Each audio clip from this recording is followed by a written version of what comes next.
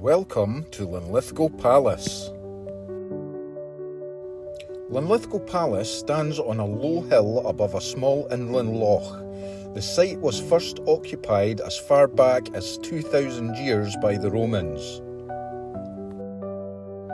There has been a royal residence here at least since the reign of King David I, who ruled Scotland till his death in 1153.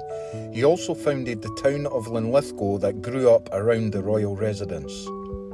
Peace in Linlithgow was shattered in 1296 when King Edward I of England invaded Scotland. He took the palace and had a formidable defence built around it and called it his peel, from the French word pelle, meaning stake. No visible features of this survives, but the area has kept the name Peel.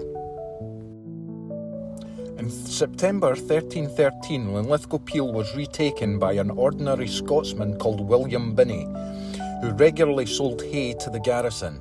When the gate was opened for him, he stopped his cart to prevent the gates from being closed. His 7 sons leapt from their hiding place under the hay, and with him they retook the Peel for King Robert the Bruce. King Robert sent reinforcements and had the Peel dismantled so it could not be reoccupied by the English. In January 1360, King David II visited Linlithgow, and the Peel was repaired for his arrival. In 1424, a great fire partially destroyed the town of Linlithgow, including the palace. King James I started the rebuilding of the palace as a grand royal residence. At the same time, he also had St Michael's Church rebuilt. The Stuart queens liked the fresh air and peace here, and the palace served as a royal nursery for James V, Mary Queen of Scots, and Princess Elizabeth.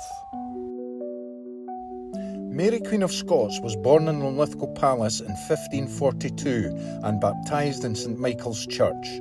She was taken to Stirling for safety before she was even a year old. After the reunion of the crowns in 1603, the royal court moved to London and the palace was not used very much.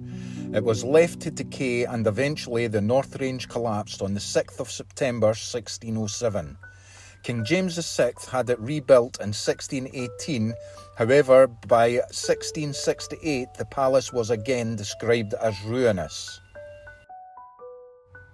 The last important visitor to the palace was by Bonnie Prince Charlie in 1745 as he marched south with his Jacobite army.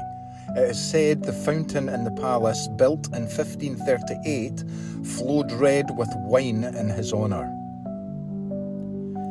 In January 1746, the Duke of Cumberland's men destroyed most of the palace buildings after accidentally setting fire to it from lamps left on straw bedding.